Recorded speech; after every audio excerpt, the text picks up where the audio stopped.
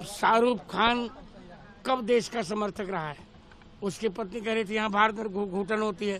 जो भी इस प्रकार की अनुमति देगा वो राष्ट्रद्रोही है। समझना चाहिए शाहरुख खान जैसे गद्दारों को। प्रधानमंत्री जी के घर के सामने धरना देने को तैयार हूं। पहली चीज ये तय होनी चाहिए कि हिंदुस्तान की बिजली चुरा कर उस बांग्लादेश को दिया जा रहा है जहां पर हिंदुओं के ऊपर अत्याचार हो रहा है, और ये काम प्रधानमंत्री का मित्र अडानी कर रहा है। जिस देश ने आपको हीरो बनाया, स्टार बनाया, सुपरस्टार बनाया, जिस देश ने इतना सामर्थ्य दिया कि तुम एक क्रिकेट टीम, तुम थे क्या? तुम एक सीरियल में काम करते थे, छोटा सा काम। ये हिंदू राष्ट्र है, इधर क्रिश्चियन का चलेगा नहीं। उठा ले। दोस्तों, आजकल अगर आप सोशल मीडिया देख रहे होंगे तो एक खबर बहुत ही चल रही है जिसमें कहा जा रहा है कि शाहरुख खान देशद्रोही हैं। शाहरुख खान कब देश का समर्थक रहा है? उसकी पत्नी कह रही थी यहाँ भारत में घुटन होती है। वो कब देश का समर्थक रहा है? ये बहुत बड़ा अनुचित हो रहा है। बांग्लादेश को खेल में बुला रहा है। वो हमारा आदर्श नहीं है। जो भी इस प्रकार की अनुमति देगा वो राष्ट्रद्रोही है। ऐसे नीच लोगों के साथ हमारी संगति नहीं होनी चाहिए और इस प्रकार के लोगों को किसी प्रकार का प्रोत्साहन नहीं मिलना चाहिए जो बांग्लादेश अथवा पाकिस्तान के खिलाड़ियों को यहां पर ला करके और उनका मार्केटिंग करवाना चाहते हैं। अगर रहमान जैसे खिलाड़ी भारत में खेलने आएंगे तो एयरपोर्ट से बाहर कदम नहीं रख पाएंगे, हम दावे के साथ कह रहे हैं। समझना चाहिए शाहरुख खान जैसे गद्दारों को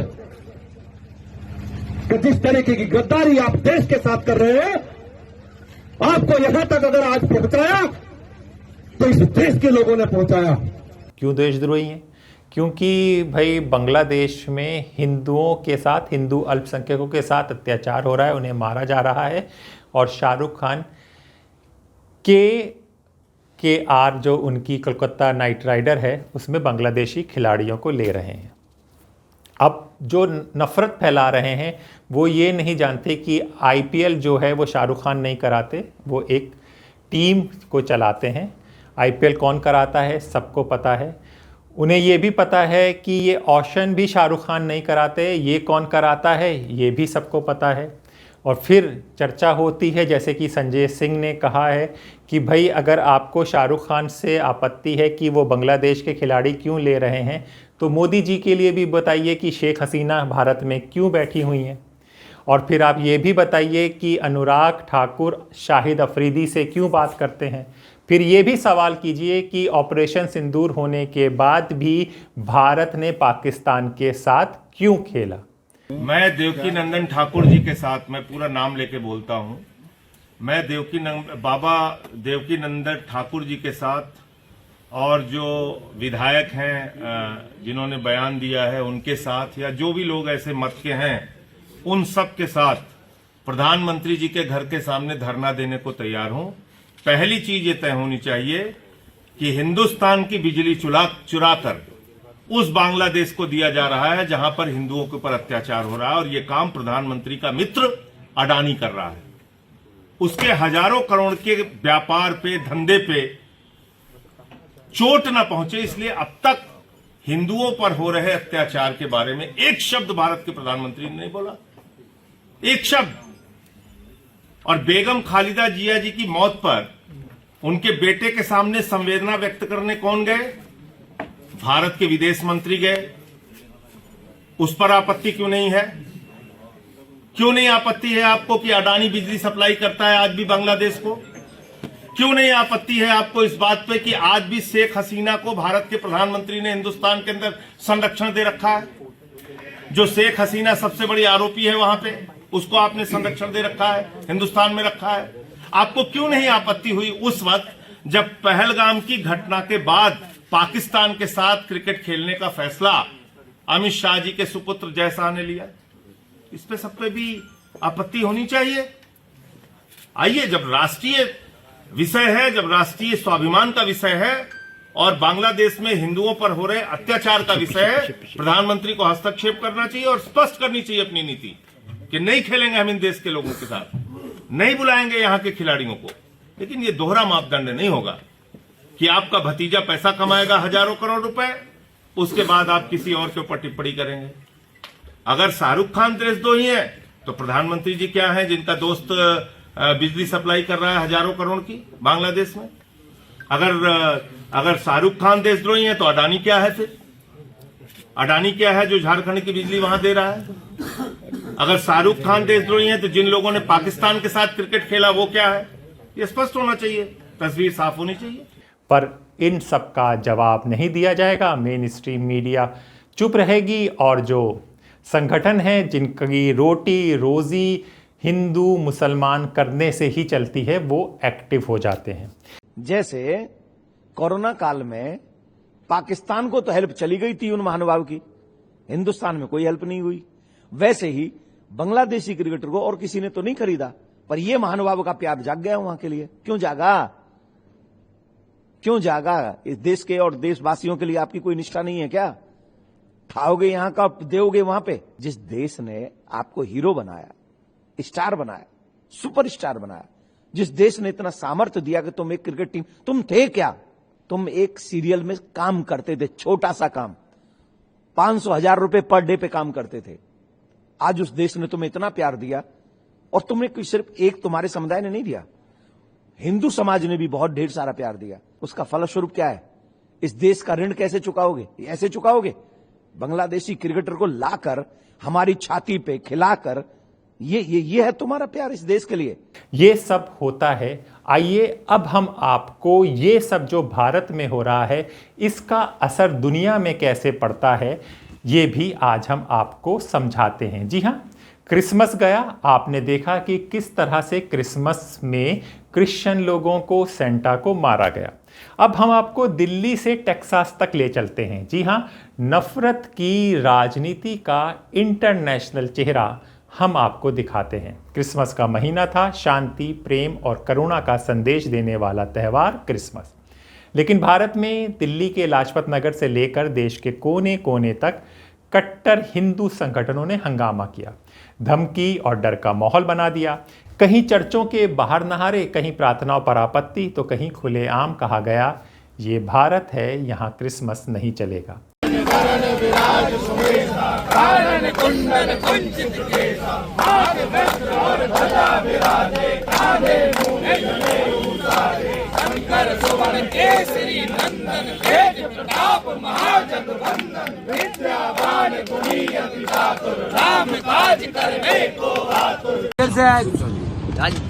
राजस्थान इधर दिखा। अरे इधर ये हिंदू राष्ट्र है, इधर क्रिश्चियन का चलेगा नहीं। उठा ले डिसेंबर की बारी बनता मैं कलेक्टर पाक ना लोकल आई दियो एम बसी पारे तुम्हें आम बड़दाण्डे जगन्नाथ देश आसिकी ये कौन बिकुच जगन्नाथ देश आसिकी कौन ख्रीस्टियान बिकिलनी तुम्हें कौन ये कथा क्या पाखे परमिशन नहीं तुम पाखे कौन परमिशन लेटर अच्छी तुम्हें बसी पार नहीं आओ। गरीब आदमी जगन्नाथ का बेच, गरीब आदमी जगन्नाथ का बेच, इधर का नहीं चलेगा। सामान बेचना हमारा जगन्नाथ प्रभु जी के सामान बेचना, भगवान का क्यों बेच रहे हो? नहीं आधार कार्ड नहीं चाहिए, सब लिखता चलो।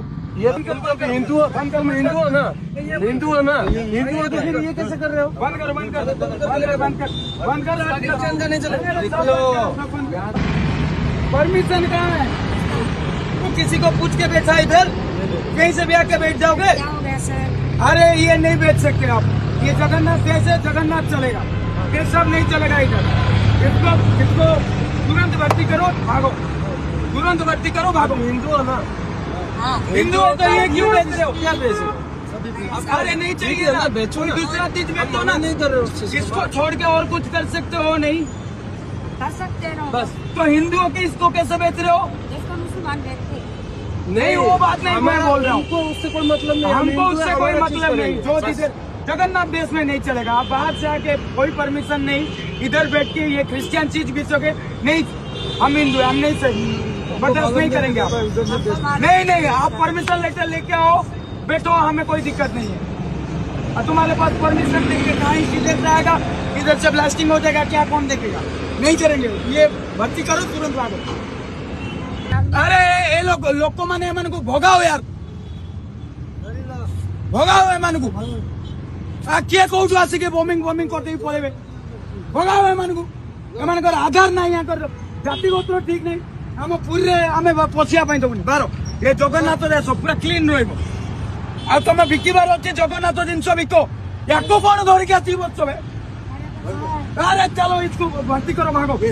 और इस सब के बीच प्रधानमंत्री जी की चुप्पी, न निंदा, न चेतावनी, न उन दंगाइयों के खिलाफ कोई सख्त कार्रवाई। सवाल उठता है कि संविधान के रक्षक सिर्फ चुनावी भाषणों तक सीमित हैं? अब ज़रा अमेरिका चलिए और समझिए कि जो यहाँ पर होता है उसका असर कैसे होता है, और मोदी जी प्रधानमंत्री चुप हैं।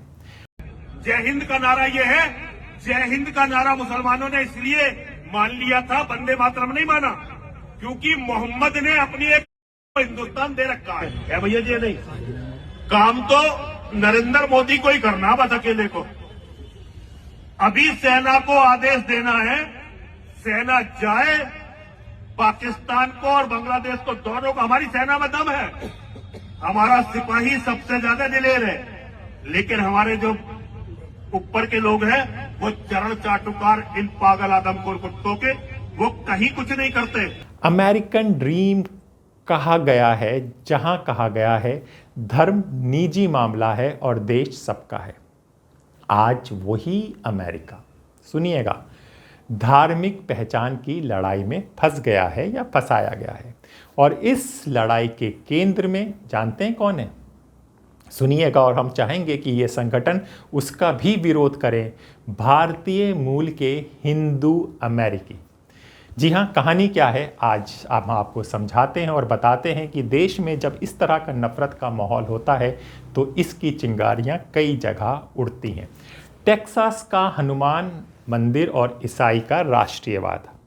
अगस्त 2024 टेक्सास के शुगरलैंड शहर में 90 फीट ऊंची हनुमान प्रतिमा का उद्घाटन हुआ और बहुत तारीफ़ें हुई, हिंदुस्तान में भी तारीफ़ हुई और कहा गया कि मोदी जी ने सबको समझा दिया है कि हम नंबर 1 है। उसमें एक वीडियो भी वायरल हुआ था, आपको याद होगा, कि पहले अमेरिका पूछता था कि तुम हो और आज हम पूछते हैं कि अमेरिका तू है कौन बे।